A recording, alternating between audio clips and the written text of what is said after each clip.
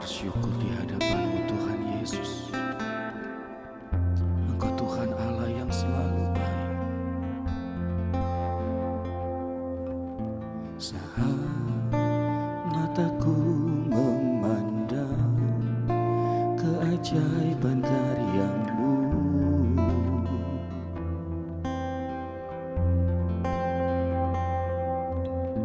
sungguh siapakah aku ini yang Engkau hargai dan cintai. Selalu saat ku pikirkan kebaikan-Mu, tak pernah ku kekurangan. Saat ku renungkan kesetiaan-Mu, esok kan ku jelang tanpa keraguan. Surya kan terus ada.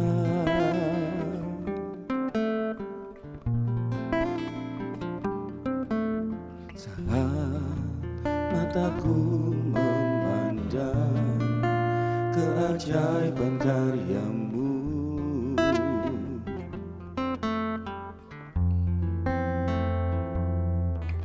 sungguh siapakah aku ini yang Engkau hargai dan cintai. Selalu saat ku pikirkan kebaikan-Mu, tak pernah ku kekurangan. Saat ku renungkan kesetiaan-Mu, esok kan ku jelang tanpa keraguan. Surya kan terus ada. Saat ku pikirkan kebaikan-Mu, tak pernah ku kekurangan. Saat ku renungkan kesetiaan-Mu, esok kan ku jelang tanpa keraguan. Surya kan terus ada. Saat ku pikirkan kebaikan-Mu, tak pernah ku kekurangan. Saat ku renungkan kesetiaan-Mu, esok kan ku jelang tanpa keraguan. Surya kan terus ada. Esok kan ku jelang tanpa keraguan.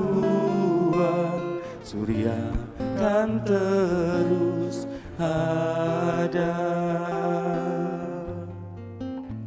Esok kan ku jelang tanpa keraguan. Surya kan terus ada.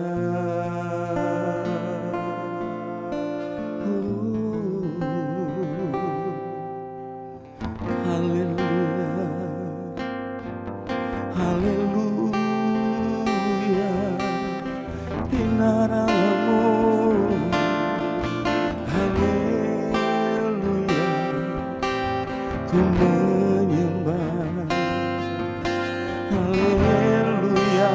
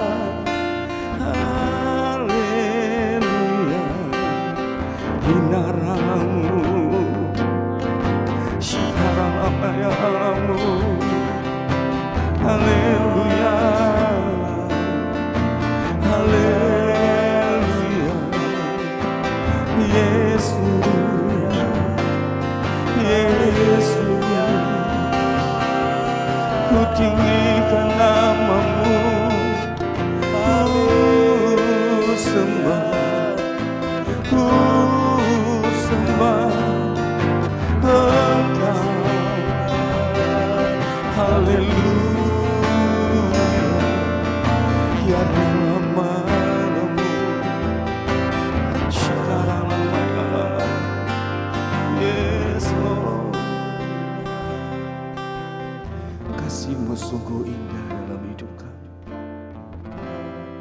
Engkau Tuhan Allah, selalu baik. Selalu baik bagi kami. Yes Lord. Engkau baik, sungguh baik, nyata di dalam hidupku. Engkau baik, sungguh baik, nyata di dalam hidupku. Engkau baik, sungguh baik, nyata di dalam hidupku. Engkau baik, sungguh baik, nyata di dalam hidupku. Nyata di dalam hidupku, nyata di dalam hidupku.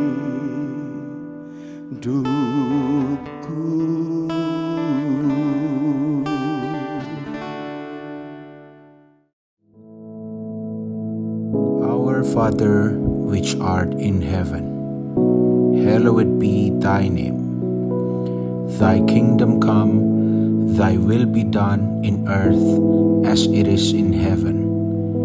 Give us this day our daily bread, and forgive us our debts, as we forgive our debtors. And lead us not into temptation, but deliver us from evil.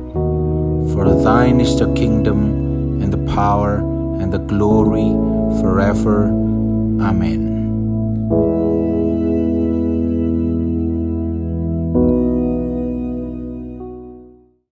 Puji Tuhan Bapak Ibu, Shalom, selamat pagi. Kembali pagi hari ini kita sama-sama belajar firman Tuhan. Dan saya percaya firman Tuhan akan memberkati kita semua. Saya mau ajak kita buka Alkitab kita dalam Kolose pasal yang ketiga. Kolose pasal yang ketiga ayat yang ke-12. Kolose pasal yang ketiga ayat yang ke-12 yang berbunyi demikian. Mari sama-sama saya ajak kita membacanya. 1, 2, 3. Karena itu sebagai orang-orang pilihan Allah yang dikuduskan dan yang dikasihinya, kenakanlah belas kasihan, kemurahan, kerendahan hati, kelemah lembutan, dan kesabaran. Bapak Ibu tolong perhatikan dari pembacaan firman Tuhan ini. Karena itu sebagai orang-orang pilihan Allah, saya percaya semua kita pagi hari ini adalah orang-orang yang sudah dipilih oleh Allah. Ya. Lalu yang berikutnya yang dikuduskan, dan yang ketiga dikatakan dan dikasihinya. Sadarkah Bapak Ibu dan saya bahwa kita adalah orang pilihan Allah yang dikuduskan dan juga dikasihi oleh Allah? Tuhan berkata apa? Kenakanlah belas kasihan, kemurahan, kerendahan hati, kelemah lembutan, dan kesabaran. Ada 5 hal, tapi saya akan coba satu-satu saya akan bahas. Pagi hari ini kita akan belajar tentang belas kasihan. Ya, belas kasihan. Ternyata belas kasihan ini sangat perlu kita perhatikan sebagai orang-orang yang sudah dipilih oleh Allah, dikuduskan oleh Allah, dikasihi oleh Allah. Alkitab berkata kepada kita, kenakanlah belas kasihan. Saya menemukan hari-hari ini banyak orang melihat sesuatu lalu berkata apa? Kasihan. Ya, kalau saya lihat di medsos terjadi sesuatu gitu ya, orang lihat kasihan, lalu ada yang buat menangis gitu ya. Tapi cuma hanya sekedar kasihan. Tapi orang-orang yang sudah dipilih, dikuduskan, dikasihi oleh Tuhan, jangan berhenti hanya sekedar kasihan, tapi harus ada belas kasihan, ada action dari kita, ada tindakan dari kita. Ternyata belas kasihan ini akan mengakibatkan banyak hal. Saya akan coba sampaikan pagi hari ini. Ya, yang pertama, orang yang memiliki belas kasihan, dia akan menang atas penghakiman. Orang yang punya belas kasihan, dia akan menang atas penghakiman. Maksudnya apa? Coba saya ajak kita membacanya, Yakobus pasal 2 ayat yang ke-13.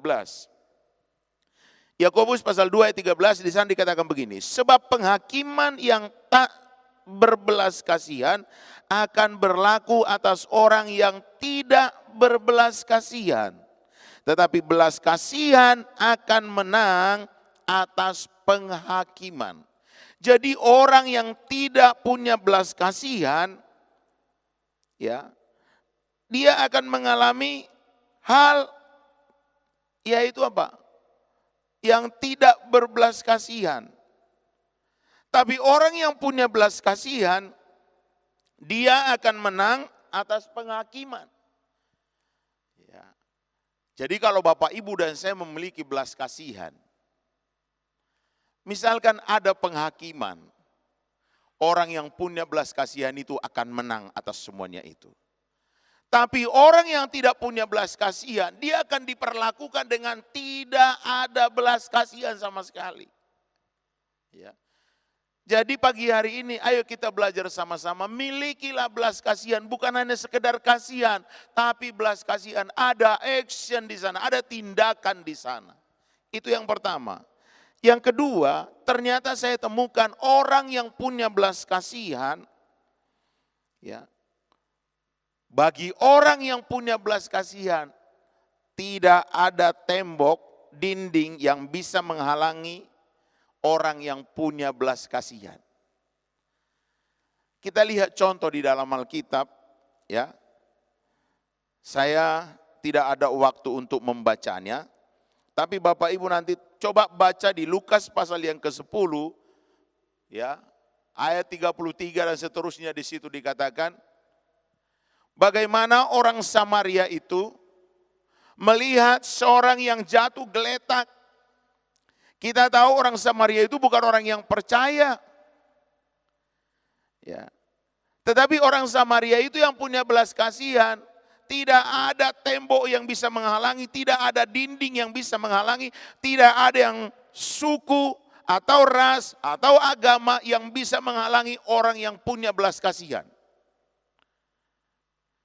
Kalau kita punya belas kasihan, melihat seseorang itu sedang mengalami sesuatu, kita tidak akan bertanya, agamamu apa, sukumu apa, ekonomimu seperti apa, tidak ada.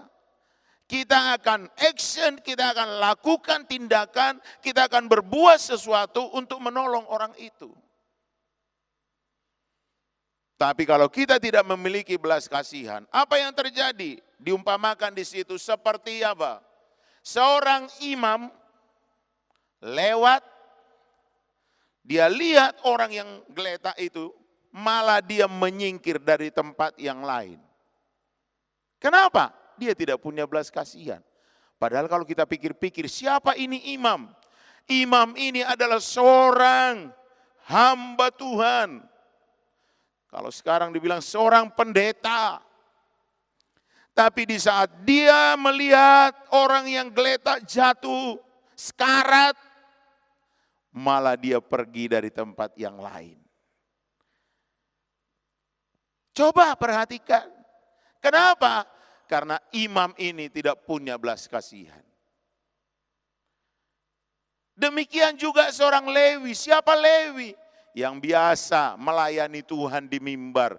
Para pemain musik, singer, song leader, penyanyi kor, dan lain sebagainya. Kalau kita tidak punya belas kasihan, kita melihat orang yang sengsara, kita akan menyingkir dari tempat yang lain. Tapi coba ada orang yang tidak percaya kepada Tuhan. Dia orang Samaria. Melihat ada orang geletak. Dia tidak berkata, agamamu apa? Sukumu apa? Ekonomimu seperti apa? Dia tidak berkata itu. Tapi dengan cepat dia langsung bertindak, dia angkat, dibersihin lukanya, dibawa ke tempat penginapan. Bahkan yang lebih luar biasa lagi, dia berkata ke tempat penginapan, tolong dirawat. Nanti kalau misalkan habis berapa, nanti saya akan kembali dan saya akan bereskan semuanya. Ini orang yang punya belas kasihan. Orang yang punya belas kasihan tidak ada dinding, tembok yang bisa menghalangi. Hari-hari ini ya, kesempatan bagi kita orang-orang yang percaya untuk menunjukkan belas kasihan kita. Dimanapun kita berada, kita tidak akan melihat itu agamanya apa, sukunya apa, kulitnya seperti apa, kita tidak melihat itu. Kalau ada yang perlu ditolong, kita akan tolong. Itu orang yang punya belas kasihan. Ya. Tapi sekarang kita temukan enggak orang-orang seperti itu. Saya berdoa, Bapak Ibu semua memiliki hati yang seperti itu. Bukan hanya sekedar kasihan, tapi belas kasihan. Ternyata belas kasihan itu akan meruntuhkan semua tembok dinding yang berusaha menghalangi. Apakah itu tembok ekonomi, apakah itu tembok suku, apakah itu tembok agama dan lain sebagainya. Orang yang punya belas kasihan, dia akan hancurkan setiap penghalang-penghalang itu dan dia akan langsung action, dia akan bertindak melakukan bagiannya. Miliki belas kasihan. Yang ketiga, ternyata belas kasihan itu mengakibatkan yang luar biasa. Ternyata Yesus, dia adalah sumber belas kasihan. Dalam 2 Korintus pasal yang pertama ayat yang ketiga di sana dikatakan apa? Terpujilah Allah Bapa Tuhan kita Yesus Kristus, Bapa yang penuh belas kasihan dan Allah sumber segala penghiburan. Yesus itu ternyata apa? Dia Bapa yang penuh belas kasihan. Dan kita bisa melihat itu di beberapa hal yang dilakukan oleh Yesus. Ya. Satu contoh. Kita lihat di Markus pasal yang ke-8 ayat yang kedua. Di sana dikatakan apa? Hatiku tergerak oleh belas kasihan kepada orang banyak ini. Sudah 3 hari mereka mengikuti aku dan mereka tidak mempunyai makanan. Bahkan kalau kita baca seterusnya ya.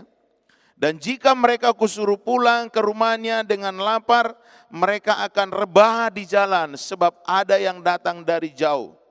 Murid-muridnya menjawab, bagaimana di tempat yang sunyi ini orang dapat memberi mereka roti sampai kenyang? Yesus bertanya kepada mereka, berapa roti ada padamu? Jawab mereka, 7.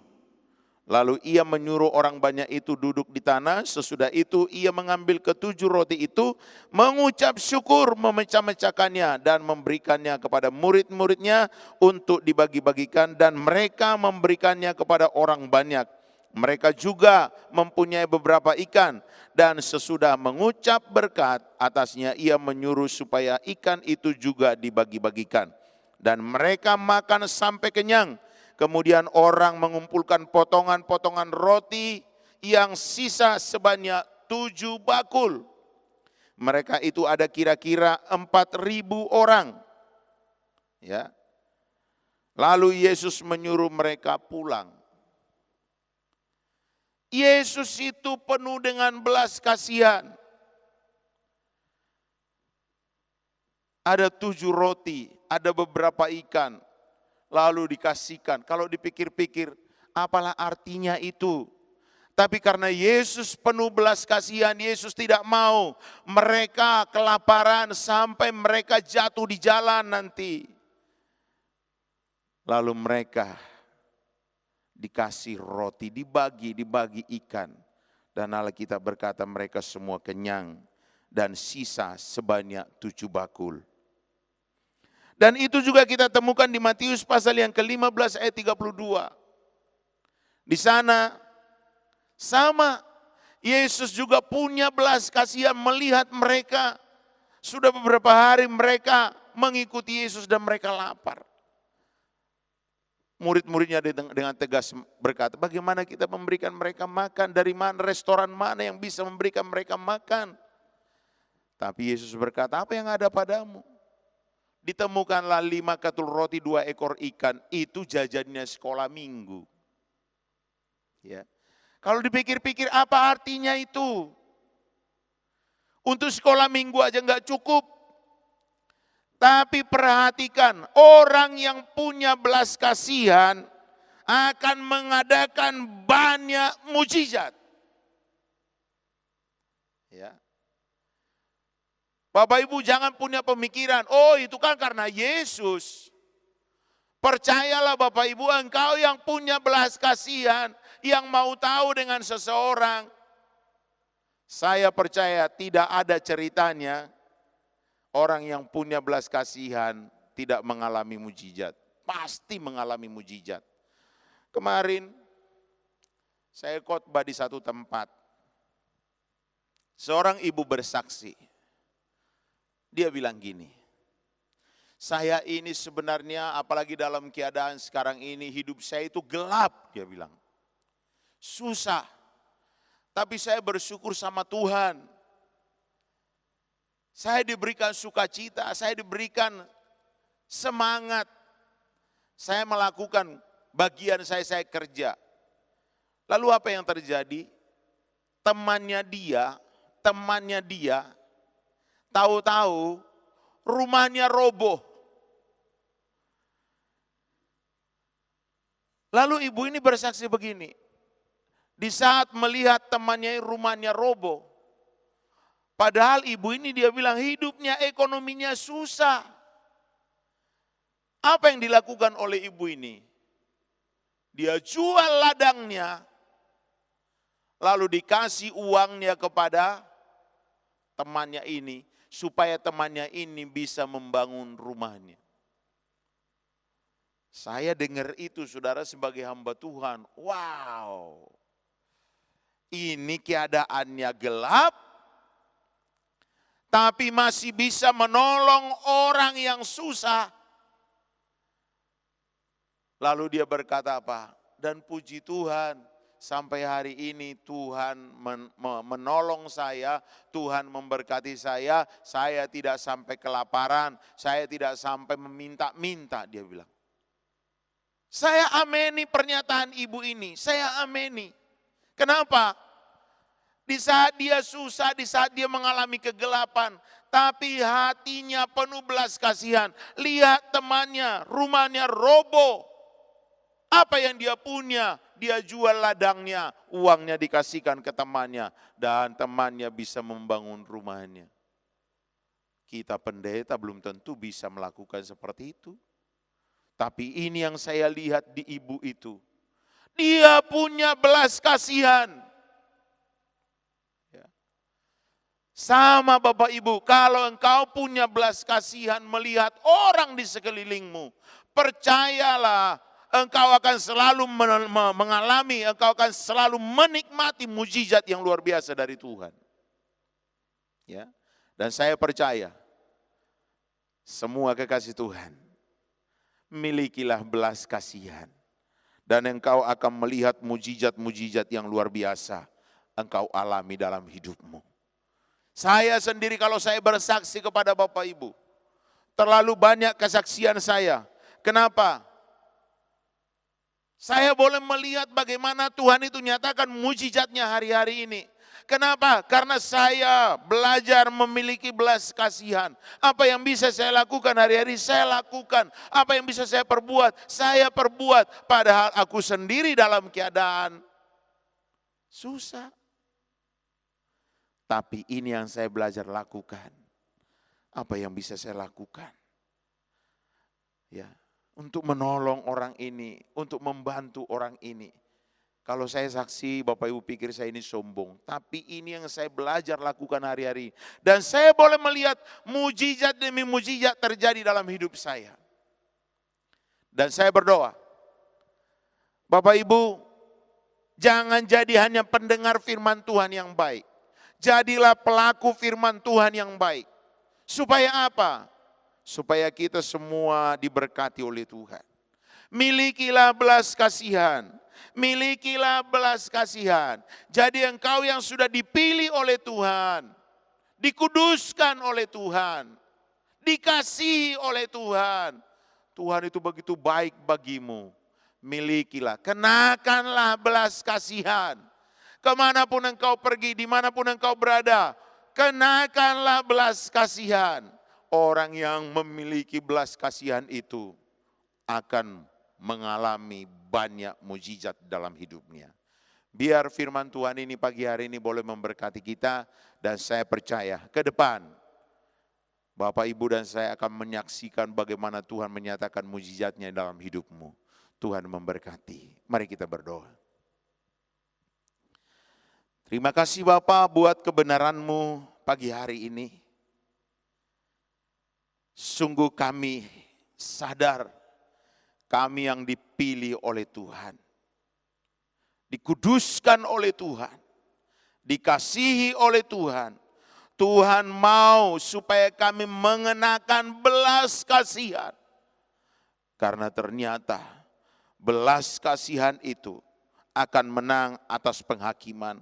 Belas kasihan itu akan merobohkan setiap tembok dinding yang menghalangi. Orang yang punya belas kasihan akan menghancurkan semuanya itu.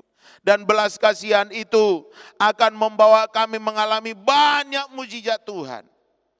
Kami berdoa Tuhan pagi hari ini. Kami tidak mau cuma pendengar firman Tuhan. Kami mau menjadi pelaku firman Tuhan. Biar mulai dari hari ini kami betul-betul mengenakan belas kasihan itu. Bukan hanya sekedar kasihan, tapi kami memiliki belas kasihan. Berkati kami semuanya dimanapun kami berada.